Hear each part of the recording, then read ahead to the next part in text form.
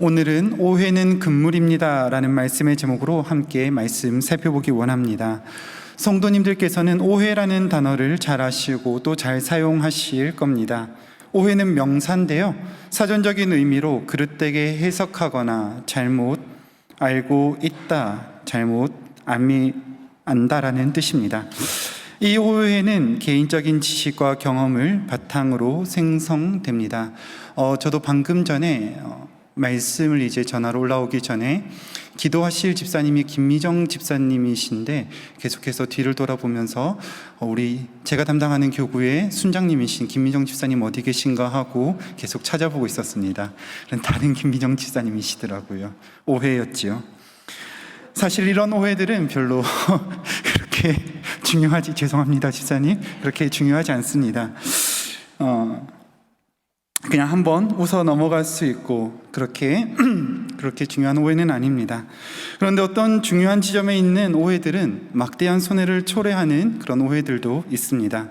사람들에게 있어서 두고두고 회자되는 아주 간단한 오해였는데 그것이 커다란 문제로 다가온 것이 1999년 화성에 보낸 탐사선 폭발 사고, 그 오해가 사람들의 기억 속에 회자되는 사고입니다. 나사에서 보낸 화성 탐사선이 화성 대기권 진입 시도 중에 나사와 지구에 있는 이 우주항공국과 연결이 끊어졌습니다. 나중에 위성을 통해 관찰해 본 결과 그 탐사선이 폭발하게 되었는데 그 이유는 그 탐사선이 갈 때 사람들이 계산하던 단위가 서로 달랐기 때문이라고 합니다. 이 탐사선을 만든 미국의 로카드라고 하는 회사에서는요, 탐사선이 이렇게 견뎌낼 수 있는 압력의 그 길이에 대한 압력의 값을 야드로 계산을 했습니다. 이 야드라고 하는 길이는 미국에서만 쓰는 도량형입니다. 그런데 미 우주항공국 나사에서는 미터, 킬로미터, 전 세계적으로 사용하는 그 계산법을 사용했습니다. 그래서 화성에 진입하기 전 한 160km 전에 속도를 줄여가면서 마찰을 줄여가면서 탐사선이 충분하게 그렇게 화성에 도달할 수 있게 했어야 됐는데요, 야드로 계산한 나머지 그것보다 100km나 더 진입하여서 그렇게 진입을 하다 보니까 탐사선이 그 화성의 마찰에 견디지 못하고 폭발해버린 것입니다. 이로 인하여서 손해는 그 당시 추산액으로 약 4천억이 발생을 하였습니다. 그리고 25년이 지난 지금도 사람들의 기억 속에는 이 작은 오해가 불러일으킨 막대한 손해 중에 하나다라고 그렇게 기억이 되고 있습니다. 이처럼 작은 오해들은 커다란 피해를 가져올 뿐만 아니라 한 사람의 일생과 생명을 넘어 한 공동체를 파멸로 이끌 수도 있습니다. 오늘 본문에서는 그런 오해들이 가득합니다.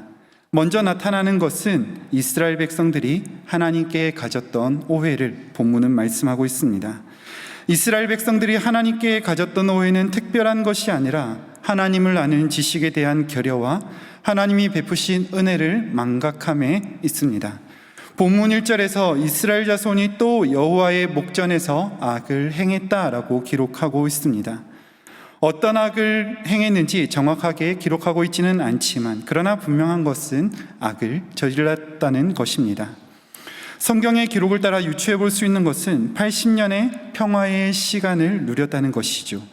이스라엘은 모압 왕 에글론의 압제에서 벗어나 80년이라고 하는 그 시간 동안 평화를 누렸습니다. 그렇게 긴 시간 동안 평화를 누리고 있을 때 이스라엘 자손은 평화를 주신 하나님을 잊어버렸습니다. 오늘 본문에서 잊었다라고 하는 말은 없지만 사무엘은 이때 이스라엘 백성의 죄악을 하나님을 잊었다라고 지적합니다. 사무엘상 12장 9절에 이렇게 기록이 되어져 있습니다. 그들의 하나님 여호와를 잊은지라 여호와께서 그들을 하솔 군사령관 시스라의 손과 블레셋 사람들의 손과 모압 왕의 손에 넘기셨더니 그들이 저희를 침해라고 말합니다. 하나님을 잊어버린 것이 이스라엘의 죄악이며 그 원인은 평강의 하나님을 바로 알지 못한 것, 즉 하나님을 아는 지식에 대한 결여와 망각으로 이어진 것입니다. 자신들이 누리는 평화에만 집중한 나머지 진정한 평화를 주시는 하나님을 잊어버린 것입니다. 만약에 이스라엘이 하나님께서 베푸신 은혜를 기억하고 하나님의 말씀을 따를 때 누렸던 그 평화를 기억했다면 결코 하나님의 목전에서 하나님을 아는 지식을 망각하거나 결여하는 그런 악을 행하지 않았을 것입니다. 그러나 그들은 하나님을 잊었고 그 결과는 평화의 상실이었습니다. 사람들은 평화의 시기를 만나면 하나님을 잊어버리고 고통의 순간에서야 비로소 하나님을 찾습니다. 결코 잊지 말아야 합니다. 참 평화는 오직 하나님께만 있습니다. 많은 시간이 흐르고 세상이 발전함에 따라서 사람들은 편리함을 누립니다. 그러나 사람들은 그것을 언제나 평화를 위해서 사용하던가요? 아닙니다. 더욱 자기 자신의 편함을 위하여 평화를 깨트리는 것이 죄악된 우리 인간의 본성입니다. 세상의 것들은 편함은 줄 수 있을지 모릅니다. 그러나 그 안에 참된 평화는 존재하지 않습니다. 인생의 평함을 따라 참 평화이신 하나님을 잊을 때 고통은 그곳에서부터 시작하는 것입니다. 이스라엘에게 일어나는 고통이 본문 2절에 기록이 되어 있습니다. 여호와 하나님이 이스라엘을 팔았다. 하솔에서 통치하는 가나안 왕 야빈의 손해라고 2절에서 기록하고 있습니다. 하나님이 이 이스라엘을 이방의 손에 팔았다는 것은 완전하게 나는 이스라엘을 포기했다라고 하는 의미가 아닙니다. 하나님은 자기 백성이 고난받는 것을 즐거워하는 분이 아니십니다. 이방의 손에 잠시 넘겨줌으로 고난을 당하게 하신 것은 죄악된 길에서 떠나 돌아오기를 원하시기 때문에 하나님께서는 그렇게 하시는 것입니다. 그런데 때로는 우리는 이 하나님을 오해한 나머지 하나님께서 우리를 그 고난 가운데 내버려 두셨다라고 오해하는 그런 순간들도 있습니다. 아마 이스라엘에게서도 그러한 모습들이 계속해서 발견이 되는 것 같습니다. 특별히 하나님께서 이스라엘에게 사용하신 이 방법은 요즘 부모님들은 잘 사용하지 않지만 제가 얼마 전에 저희 아이에게 사용했던 방법이기도 합니다. 저희 아이가 외갓집에 가는 길에 차에서 심하게 떼를 쓰면서 자기가 가지고 있던 손에 있던 물건들을 차 바닥으로 그 지퍼를 열어서 와르르 쏟았습니다. 화가 났다는 것이지요. 너무나 못되게 행동하는 그 아이를 보면서 아이를 가르쳐야겠다라고 생각했습니다. 그리고 할머니 댁에 도착하기 2분 거리에 있는 공터에다가 차를 세우고 아이의 물건을 모두 다 차 밖으로 옮겨놨습니다. 그리고 아이에게 이렇게 얘기했습니다. 자, 이제 조금만 가면은 할머니 할아버지 댁이야. 그런데 엄마 아빠는 더 이상 하랑이를 키우고 싶지 않아. 하랑이를 이렇게 못됐기 때문에 엄마 아빠는 하랑이랑 살 수가 없어. 이제 할아버지 할머니랑 같이 살아. 그렇게 얘기를 했더니 아이가 울면서 잘못했어요 라고 이야기를 했습니다. 그런데 아이가 얼마나 이때 충격을 받았는지 나중에 할머니 할아버지랑 만나서 아빠가 나한테 이랬어. 그리고 뒤 한마디를 더 붙였습니다. 목사가 그래도 돼? 목사는 그러면 안 되지요. 그러나 아빠는 그래도 됩니다. 왜냐고요? 아이를 사랑하는 아빠니까요. 그런 아이의 반응을 보면서 저는 오히려 안도했습니다. 만약에 제가 아이의 짐을 밖으로 옮겨 놓았을 때 아이가 차에서 내려서 주섬주섬 그렇게 짐을 챙기면서 아저씨, 아주머니 지금까지 키워주셔서 감사합니다라고 그랬다면 이 아이를 도대체 어떻게 키워야 될까? 오은영 박사님에게 데려가야 될까라고 심각하게 고민했을 것입니다. 부모의 존재가 필요 없다라고 그렇게 생각한 것이니까 아이가 그렇게 행동했지 않았겠습니까? 그러나 아이에게 실수와 잘못에 대해서 알려주고 난 뒤에 아이 스스로가 자신의 잘못을 깨닫게 되고 용서를 구하고 반복되는 잘못을 하지 않았을 때 아이가 더욱 성장했음에 기뻤습니다. 하나님이 자기 백성을 고난으로 몰아가실 때는 잊어버렸던 하나님을 기억하기를 원하시기 때문에 하나님은 이방의 통치라는 쓴 약을 처방하신 것입니다. 기억해야 하는 것은 우리가 당하는 모든 종류의 고난 혹은 불행이 어떤 우리의 아픔들이 우리의 불순종 혹은 죄 때문에 당하는 고난은 결코 아닙니다. 그러나 만약에 지금 우리의 삶에 일어나고 있는 고통의 이유가 하나님을 의지하는 것보다 더욱더 많은 부분에서 세상의 다른 것을 의지하기 때문이라고 생각하신다면, 혹은 하나님의 말씀을 따르는 것보다 세상의 가치를 따라 내게 있는 것들을 더 사랑하고 있는 것 때문이라면 하나님이 지금 우리에게 신호를 보내고 계신 것입니다. 이 신호를 얼른 빨리 알아차리고 우리에게 참 평안을 주시는 하나님께로 돌아가는 저와 여러분이 되기를 바랍니다. 이스라엘은 그 사실을 모르고 20년 동안이나 학대를 받은 후에야 비로소 부르짖습니다. 그런데 정말 재미있는 사실 한 가지가 있습니다. 이 사사기의 저자는요, 의도적으로 이 이스라엘 백성들이 압제당하는 기간을 점점 길어지는 순서대로 그렇게 기록했다는 점입니다. 첫 번째 사사 3장 처음에 나오는 이 온니엘에 대해서 이스라엘이 지은 죄악으로 인하여 메소포타미아의 구산 리사다임의 손에 괴롭힘을 당한 횟수를 8년이라고 기록을 했습니다. 그리고 그 후에 부르짖습니다. 두 번째 사사 에후 때는 모압에게 18년 동안 괴로움을 당합니다. 그리고 오늘 가나안에게 20년을 괴롭힘을 당한 후에 이스라엘은 비로소 부르짖습니다. 물론 이런 법칙이 계속해서 사사기를 지배하는 것은 아닙니다. 6장에 나타나는 기드온 때는요, 7년간 미디안의 손에 압제를 당한 이후에야 그때 부르짖습니다. 그런데요, 사사기에서 등장하는 가장 마지막 사사인 삼손 때에 가면요, 40년 동안이나 블레셋 손에 그렇게 압제를 당합니다. 그런데 중요한 것은 이스라엘은 더 이상 하나님 앞에 괴롭다라고 부르짖지 않습니다. 하나님이 계시나 안 계시나 여전히 반복되는 평안함과 고통의 굴레는 사람들의 마음을 마비시키고 하나님으로부터 멀어지게 만듭니다. 그렇기 때문에 우리는 결코 하나님을 오해해서는 안 됩니다. 하나님은 참 평화의 하나님이십니다. 하나님을 잊어버린 인생들을 향해 하나님이 곧 평화의 하나님이시라는 사실을 알려주시기 위하여 고난도 주시기도 합니다. 그러나 가장 무서운 것은 하나님을 아는 지식이 결여된 우리 인생이 아무런 문제 없이 잘 먹고 잘 사는 것입니다. 그러다가 하나님을 향해 부르짖지도 못하고 그냥 죽어가는 것이죠.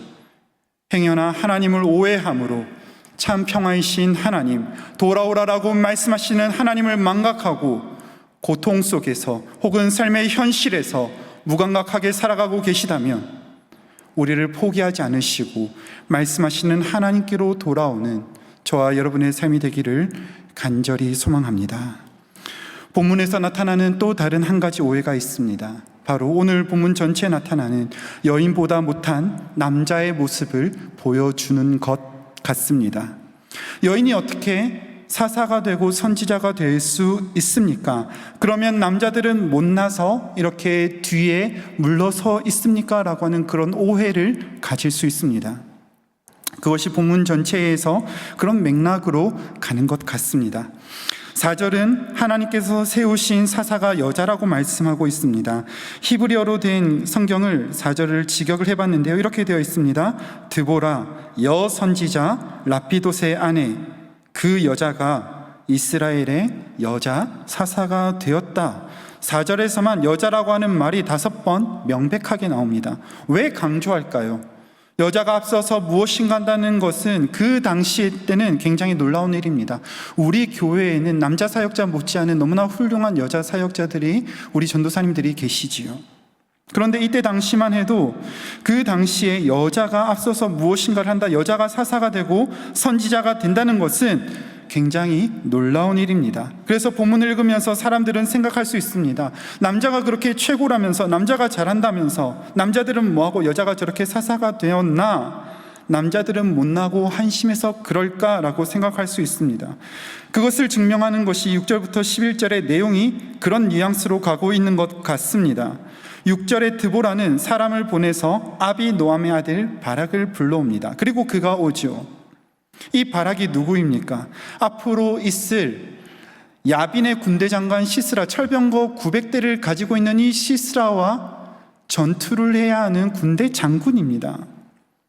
그런 그가 아무리 사사이며 선지자라고 하지만 여인이 부른다라고 해서 불려가는 것 같습니다. 그리고 드보라가 바락에게 말합니다. 사람들 10,000명을 데리고 올라가라. 하나님이 네 손에 넘겨주실 것이다. 그런데 드보라의 말이 떨어지자마자 8절에서 바락은 여인인 사사 드보라에게 전장에 함께 가자라고 말합니다. 하나님께서 네 손에 붙여주셨다라고 얘기한다면, 하나님의 말씀이 그러다면 제가 가지요라고 얘기를 합니다. 하나님 승리 주실 것이다, 가라 하면 가면 되는데 구태여 여인에게 함께 가자라고 할 필요가 있습니까? 바락의 말은 더욱 과간입니다. 함께 가자라고 한 다음에 드보라에게 뭐라고 말하냐면요, 드보라 당신이 함께 가지 않으면 나는 가지 않겠다라고 못남의 끝을 보여주는 것 같습니다. 그런 바락의 말에 9절에 드보라가 대답합니다. 내가 함께 가겠다. 그러나 너는 이번에 올라가는 길 전투의 현장에서는 네가 영광을 얻지 못할 것인데 그 이유는 하나님이 시스라를 여인의 손에 파실 것이기 때문이다라고 말합니다. 그리고 드보라가 바락과 함께 일어나 올라갑니다. 그리고 마지막인 10절에 바락이 스불론과 납달리 지파에 있는 사람들을 게데스로 부르는데, 여기서 이 바락이 그 사람들을 부르는 이 모습을 히브리어로 어떻게 표현하고 있냐면요, 야 일어나라, 하나님이 우리에게 승리를 주셨다, 전쟁으로 나아가자라고 그렇게 장군처럼 용감하게 외치는 것이 아니라요, 애걸복걸하면서 눈물을 지으면서 싹싹 비는 모습입니다. 제발 나와 함께 가주세요, 제발 나와 함께 가주세요. 그렇게 너무나 초라하게 비는 그런 요청하는 모습입니다. 그렇게 바락의 간청함에 따라서 사람들이 바락을 따라 올라가고 드보라도 그와 함께 가게 됩니다.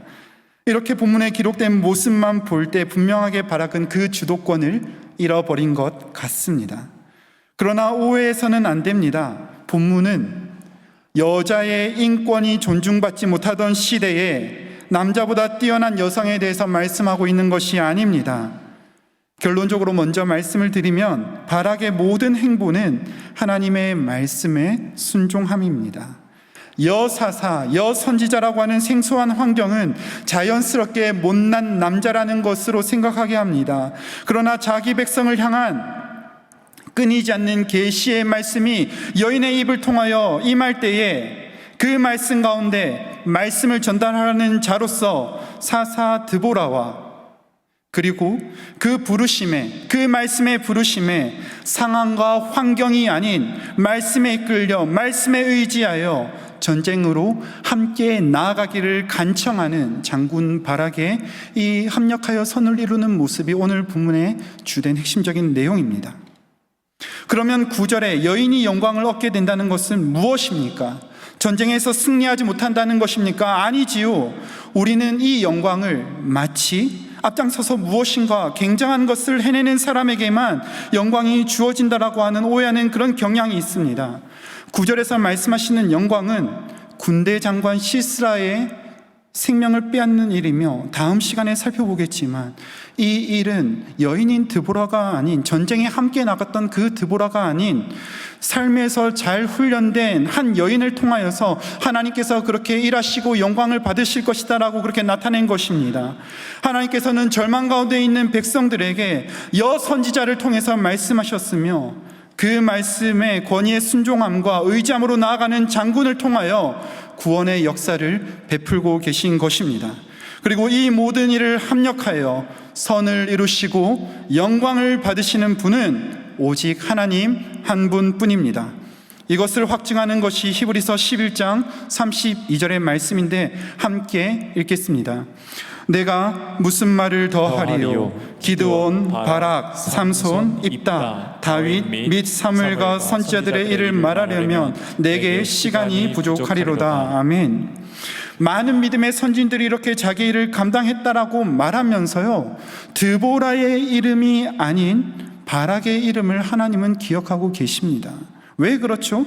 드보라가 여자라서 바락에게 밀려난 것입니까? 아닙니다. 드보라는 하나님의 말씀을 전달하는 역할을 한 것이지요. 그래서 믿음으로 순종하는 사람들의 이름을 열거하고 있는 히브리서 11장에서는 이 말씀을 전달하는 전달자인 드보라의 이름이 빠지고 바락의 이름이 올라간 것입니다. 믿음으로 순종한 자의 이름이 하나님께서는 기억하고 계신 것입니다. 그 모든 것을 합력하여 선을 이루신 하나님이 드보라와 바락, 그리고 다음 시간에 살펴볼 아까 말씀드렸던 삶의 현장에서 잘 훈련된 개인 사람 헤벨의 아내 야엘을 통하여 영광을 받으신 것입니다. 하나님이 꿈꾸시는 나라는 바로 이와 같이 말씀을 의지하고 순종함으로 일하는 그의 백성을 통해 흥왕하게 하시는 것입니다. 영광을 누가 얻느냐? 목사나 장로가 영광을 얻습니까? 아닙니다. 영광은 오직 하나님께만 올려드리는 것이며 그 일 가운데 기쁨으로 참여하는 자들이 그 영광의 하나님과 함께 기쁨을 누리는 것입니다. 사람들은 오해하기 때문에 영광을 얻는 이가 따로 있다고 생각합니다. 그러나 영광은 오직 하나님이 얻으시는 것입니다. 그리고 그 말씀에 따라 믿음으로 순종할 때 앞서서 일하는 자와 말하는 자 그리고 섬기는 자들이 기쁨의 영광에 함께 참여하게 되는 것입니다. 사람들의 오해는 언제나 이 죄악된 세상의 가치를 따라 생각하게 만들고 그리고 그 가운데서 차별되고 특별한 것을 원하지만 하나님은 특별할 것이 없는 우리에게 하나님의 말씀을 따라 일어나게 하시고 그 말씀을 따라 살아간 이들을 특별하다 여겨주시며 그들의 이름을 기억하시는 분이십니다. 이 사실을 우리가 기억할 때 더 이상 나 자신과 다른 이를 비교하는 비교의식, 어떠한 것이 더 우월한 영광의 자리인지 혹은 어떠한 것이 더 열등한 하등의 것인지 차등을 두는 이 비교의 의식을 버려야 합니다. 특별히 한국교회 안에서는 그러한 차등의 의식들이 너무나 많기 때문에 성탄절이 되면 옛날에 교회에서 부르는 캐롤이 있었다고 합니다. 기쁘다 구제품 오셨네 다 기뻐하여라, 목사는 목도리, 장로는 장갑, 집사는 집신, 그리고 다 같이 불공평하도다 불공평하도다. 왜 그렇게 그런 노래들이 한국 교회 안에 이렇게 농담처럼 퍼집니까? 이것이 진짜 농담이라서 그렇습니까? 우리 신부산 교회가 이상한 것입니다. 우리 신부산 교회는요, 너무나 이상합니다. 사역 훈련을 마쳐야 겨우 화장실 청소를 할 수 있습니다. 너무 신기했습니다. 담임 목사님이 교역자실에 들어오셨는데 처음에는 저만 벌떡벌떡 일어났습니다. 아무도 안 일어나더라고요. 그리고 저도 요새는 안 일어납니다.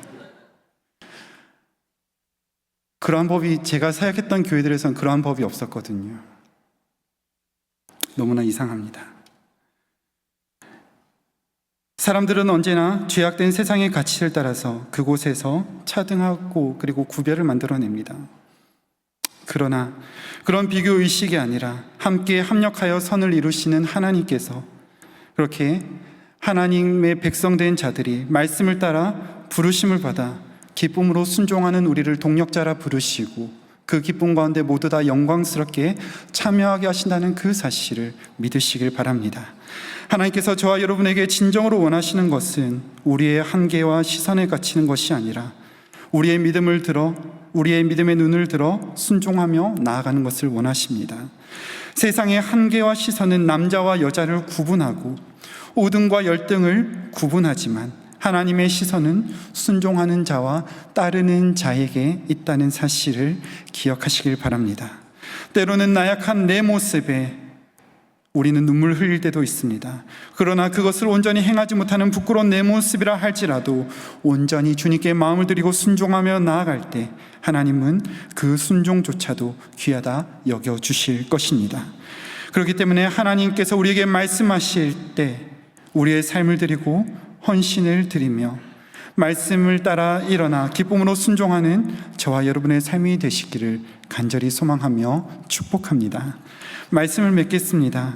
하나님께서는 자기 백성의 죄악에도 불구하고 자기 백성은 하나님을 잊었으나 하나님은 그 백성을 잊지 아니하시고 파셨다라고 말씀하시지만 포기하지 아니하시고 여전히 그 선지자를 보내셔서 말씀을 하시는 하나님이십니다. 그래서 우리가 해야 하는 것은 하나님을 오해하지 않고 똑바로 그 주님을 바라보는 것입니다. 하나님은 자기 백성들이 하나님을 잊어갈 때 여러 방법들을 통해 백성들을 돌아오게 하셨습니다. 사사시대에 하나님이 사용하시는 방법은 이방의 손에 파시는 것이었습니다. 그리고 시간이 흘러 하나님은 범죄한 자기 백성들이 그 범죄함 가운데 마비되어 가고 그 하나님을 잊어가고 있을 때 친히 말씀이 육신을 입고 이 땅 가운데 오셔서 범죄한 백성들을 의롭다 하시기 위하여 십자가에 하나밖에 없는 아들을 내어주셨습니다. 그리고 그 십자가의 사랑을 통하여서 그 십자가에 내어주신 그 하나님의 사랑이 우리의 참된 평화임을 알게 하셨습니다. 그렇기 때문에 성도님들께 부탁드립니다. 우리를 사랑하신 그 하나님을 오해하지 마시고 바로 알고 바로 믿는 저와 여러분의 삶이 되기를 간절히 소망합니다. 하나님은 우리의 참된 기쁨이요, 우리의 참된 평화요, 우리의 영광 받으실 분이십니다. 그런 그분이 우리를 기쁨과 영광으로 여겨주셨습니다. 그렇게 기쁨과 영광으로 여겨주신 분께서 지금도 여전히 우리에게 말씀하고 계십니다. 사랑하는 나의 자녀여, 나의 기쁨에 동참해다오. 나는 네가 어떤 존재인지 상관하지 않는다. 네가 힘이 있건, 네가 여자건, 네가 남자건, 네가 부자이건 가난하건 너를 돌보는 것은 나다. 그러니 그 모든 오해들을 내려놓고 나의 기쁨이요 영광인 너는 나의 기쁨과 영광에 동참해다오라고 말씀하십니다. 이 말씀에 따라 아멘으로 순종하여 주님이 우리에게 맡기신 주님의 나라와 영광을 위하여 살아가는 저와 여러분의 삶이 되시기를 간절히 소망합니다. 이 시간 함께 찬양하기 원합니다. 하늘에 나는 새도 주님의 손길이 우리를 돌보고 계십니다. 그런데 그렇게 들풀도 입히시고 새도 먹이시는 하나님께서 어찌해서 그 사랑하는 자녀들을 파시고 포기하시겠습니까? 좋으신 주님은 여전히 말씀하시며 나를 따라오라고 하십니다. 그래서 우리는 그 주님의 부르심 앞에 주님의 말씀에 따라 달려가겠습니다. 내게 맡기신 그 사명을 이루며 주님 곁에 설 때까지 나를 통해 참 평화의 왕이신 하나님을 모르는 자들, 이 세상이 그 주님을 보도록 내가 그 말씀에 따라 순종함으로 일어나겠습니다. 우리 믿음의 고백을 담아서 함께 찬양하겠습니다.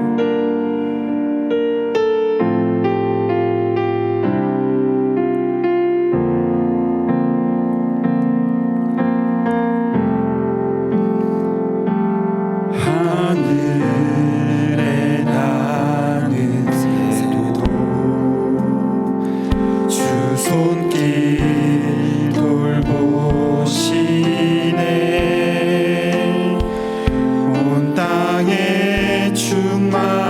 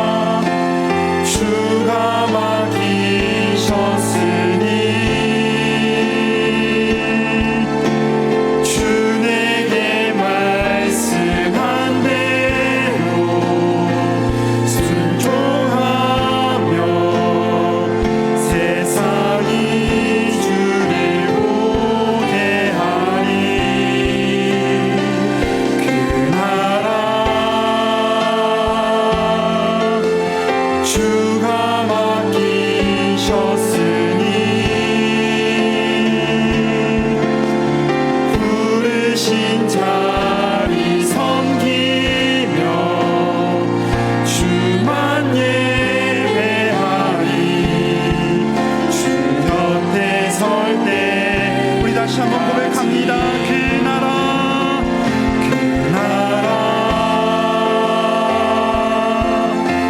주가 맡기셨으니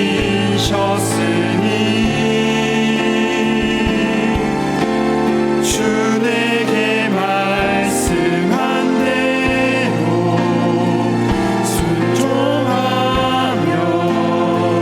세상이 주를 보게 하리. 그 나라 주가 맡기셨으니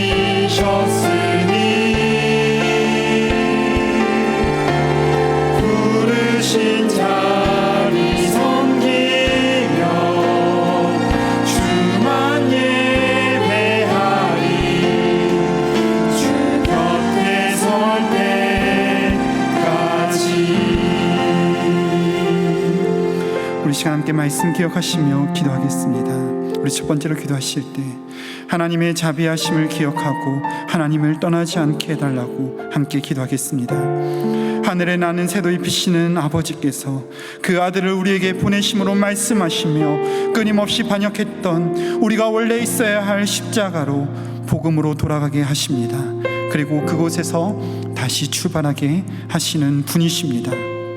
그렇게 우리를 포기하지 않고 말씀하시는 하나님, 그 하나님의 자비하심과 사랑을 더 깊이 깨달아 알아 다시는 죄악된 것을 향해 우리의 발걸음이 향하지 않게 해달라고 함께 기도합시다. 또 한 가지 더 위하여 기도하실 때 하나님이 말씀하실 때 반응하며 순종하는 우리가 되게 해달라고 함께 기도하겠습니다. 하나님께서 그 아들을 통하여서 우리에게 말씀하시는 이유는 그 자리에서 머무르는 것이 아니라 일어나 올라가라고 하시기 위해서입니다. 말씀이 가라고 하는 곳까지 우리는 나아갈 수 있어야 합니다.